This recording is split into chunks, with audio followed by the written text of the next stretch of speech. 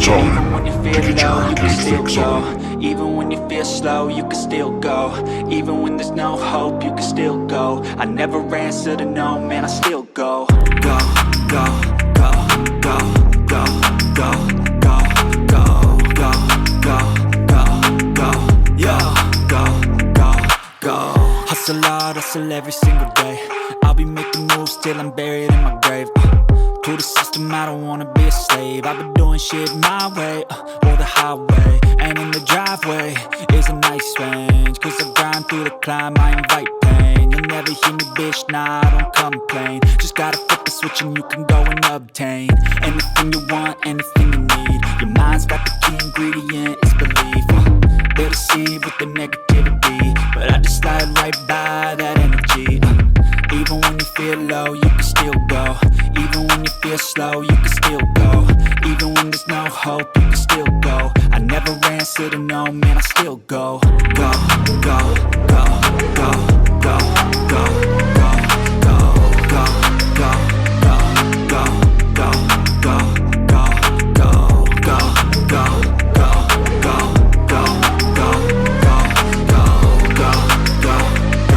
go, go, go. You got a mind, but even that could change. You could flip the gray matter like some batter in your brain. That's why I say, fake it till you make it A. And if you play that game, then you just might make a change. Rearrange all the bad to okay. Take the worst thoughts saying, turn them to a game. Take the best thoughts saying, put them on display. On repeat in your brain till you're feeling no more pain. Never slow yourself down, you can do some more. Push past all the pain and you'll find a door. Open it up and finally explore everything that you thought you could never do before. And even when you feel low, you can still go. Even when you feel slow, you can still go. Even when there's no hope, you can still go. I never answer to no, man, I still go. Go, go, go, go, go, go, go, go, go, go, go, go, go, go, go, go, go. Even when you feel low, you can still go. Even when you feel slow, you can still go. Skid sound's working. How's that? It was that fucking shit.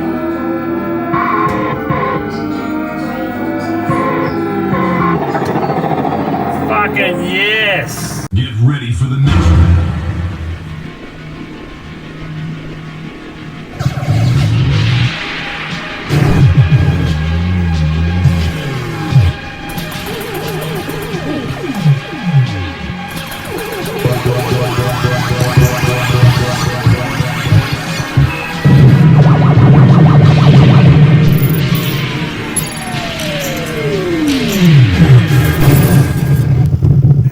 So g'day guys, welcome to Spacies Arcade. I am back at Cal's place again, which he is affectionately named Cal's Club 2000. And it is a home arcade, and if you remember from the video that we did before, we got the glorious look at the 4 Daytonas that he had set up here, and he's still got those set up over here. And I did mention last time just keeping those buggers going is a job in itself, and he has got one of the driver boards that is currently failing on him, so it's just one of those continual stories. And when you got 4 of those suckers, that's your life. But today guys, we're going to look at something pretty damn special, and if you haven't noticed it already, it's sitting behind me, and it is a Tatsumi TX-1, and you'll see that it's actually got Tazmi written on there, which is all a bit strange, and apparently a bit of a story behind that, which I'm not aware of, and I need to look it up. But Tatsumi is the name that I am familiar with, and I think it was the subsequent name after this initial name that they used for a little while.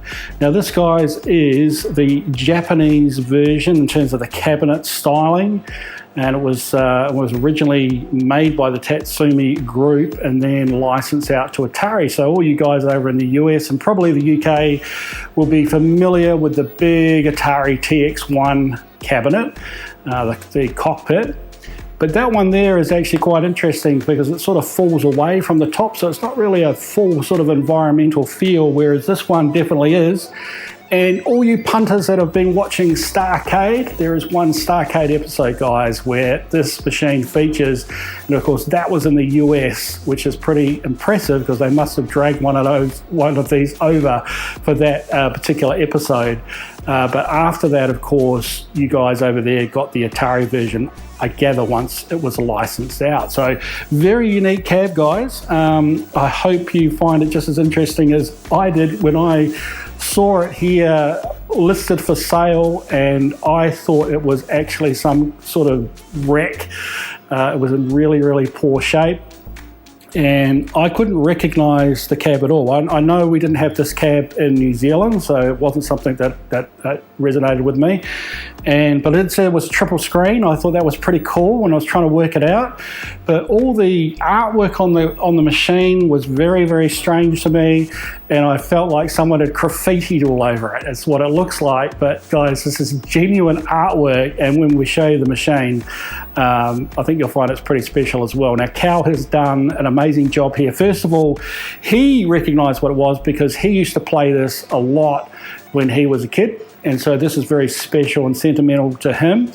And so he was willing to pick this thing up and do everything that was needed to get it to the state that you see it now. And guys, there's been hours and hours and hours put into this cab, including redoing all the artwork. It's come up stunning. It's got some really cool red carpet, which either looks like it's come from one of those shady establishments, or back in the 80s when you used to go to the movies, I remember that carpet.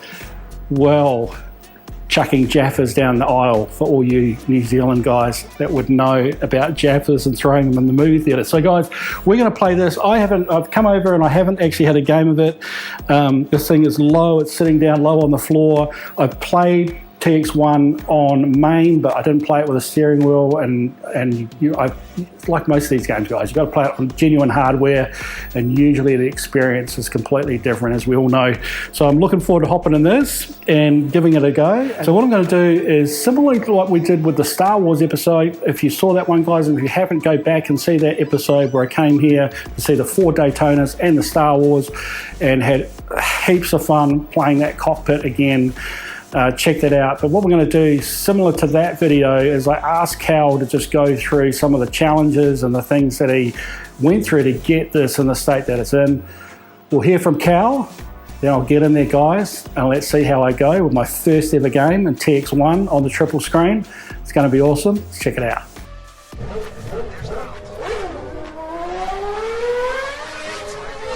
Yeah, so that one night I helped you just move cabs from your storage unit, and we're sitting down having pizza, I think.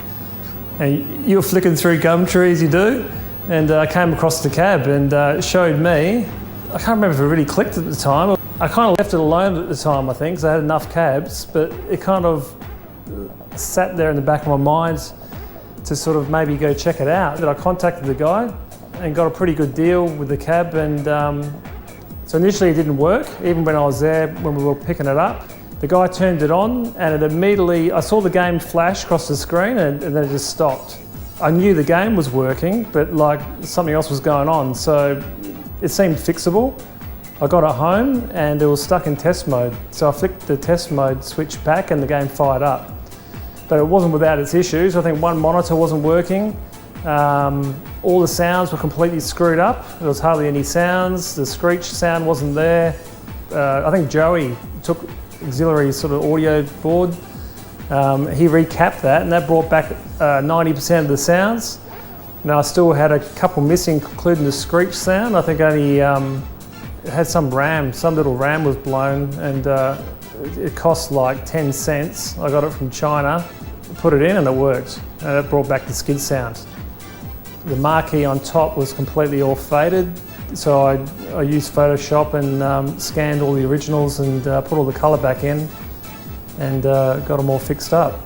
In terms of the 3 monitors, the one was completely dead, the far right one. But when I swapped the chassis over and reconnected everything, it fired up just without. I only had one of the 3 colours, but eventually I got it working, and I think Joey ended up just recapping the board as well, and it's turned out well. I spent I think about 100 hours on that marquee. I think, yeah, the middle one was the worst.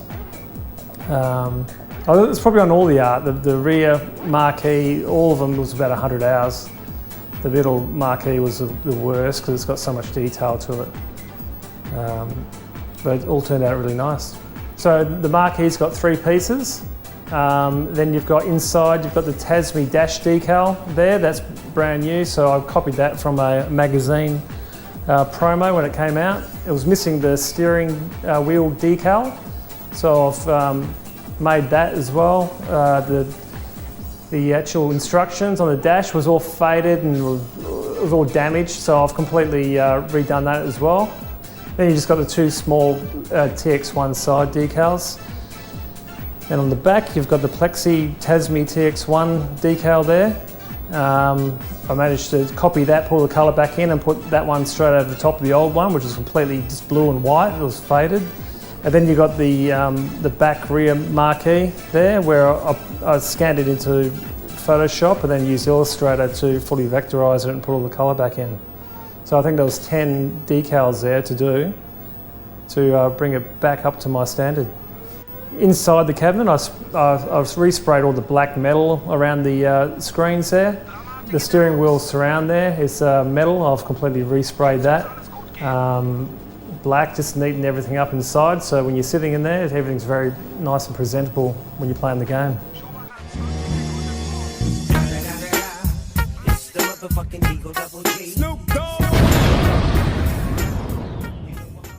Okay guys, let's give this a try. I have a 20-cent coin here. For once, the coin mix are working, he says. Look at that. Love it, love the sound. And I'm going to start, and I don't even know if there's a button to start, or I'll insert another coin. I've got a 40 cents set up. There we go. Holy crap, holy. So there's a really nice subwoofer in my back. Steering wheel's nice and direct.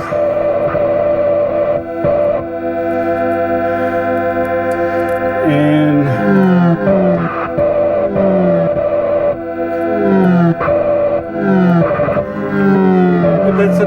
that's the nice thing I find with this game, is you don't smash out like you do in pole position, right? But the environmental effects through that was pretty full on.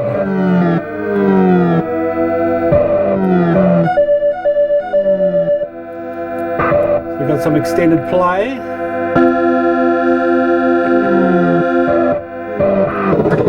Oh, there we go. Now I don't know if that's because how hard I hit or if it's a number of hits before it explodes.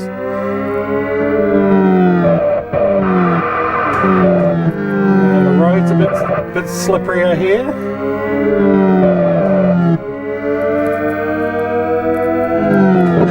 Oh, that's tight.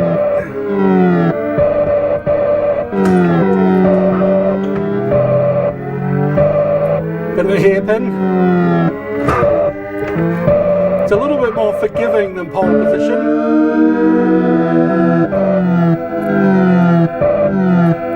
Work it up a little bit of sweat. We're on 8-7. Let's get across the line.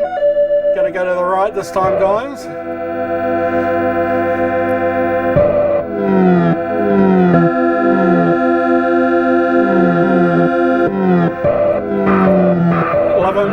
Oh shit. Loving this graphics. I started. Got caught up with the scenery.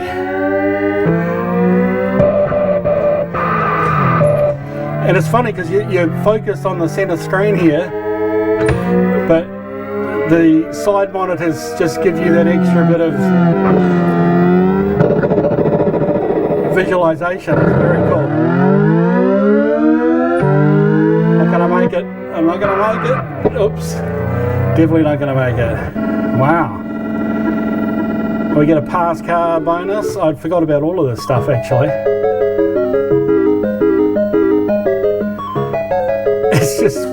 It's very cool. It's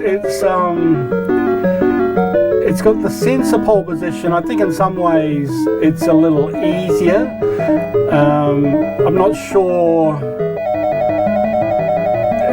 if it's because the cars move like a little bit slower, or I don't know, but I think this is actually probably more an accessible game than oh shit, I didn't put my name in. A bit more of an accessible game than pole position was, because pole position can be just brutal right from the outset. But of course this came out after pole position, and you know, maybe they sort of built in a little bit more of the ease. I think, you know, as a coin muncher, this would be a game that I probably would have got in and played a lot. You got a fairly good game there just for your 40 cents. So yeah, guys, I thought that was pretty awesome. And so from here, guys, we are gonna finish up this video. I hope you really enjoyed this one. Please like, subscribe, hit the bell, and you'll be notified for any future videos that come up. And there is quite a few coming down in the pipeline, that's for sure. We're gonna get back on track. Looking forward to getting back with you for the next one.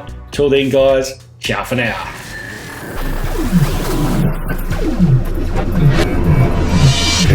Fight like a robot.